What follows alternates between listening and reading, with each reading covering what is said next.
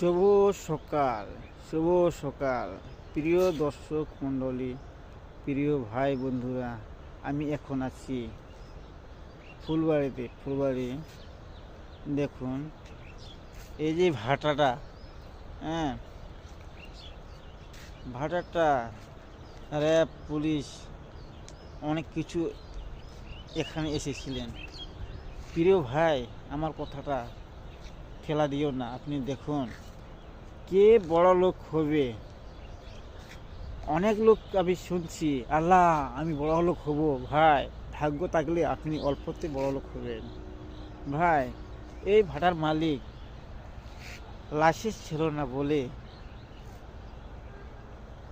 Fine দিতে লাগলো 3 লক্ষ টাকা ফাইন।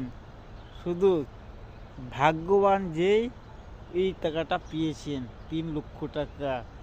ভাই, আমার একটা মোটর সাইকেল আছে, আমার লাইসেন্স নাই বলে পুলিশ আমাকে আটক করেছেন।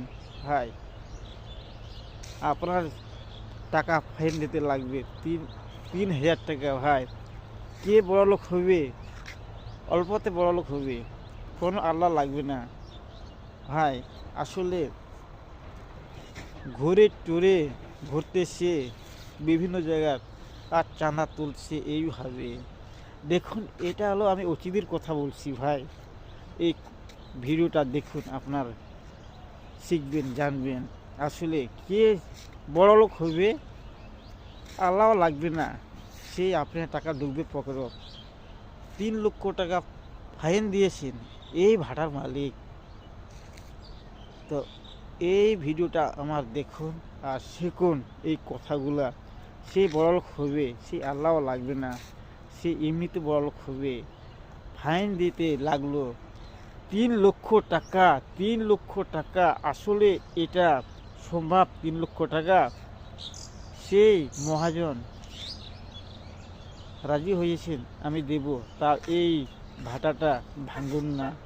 তো আমার অনেক দিনকার স্বপ্ন, আমি এই ভাটাটা চালু করব।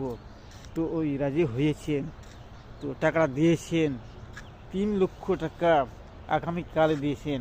আমি অল্প না, আমি ভিডিওতে দেখেছিলাম, সে এসেছিল। হ্যাঁ, 3 লক্ষ টাকা টাকা দিয়েছেন।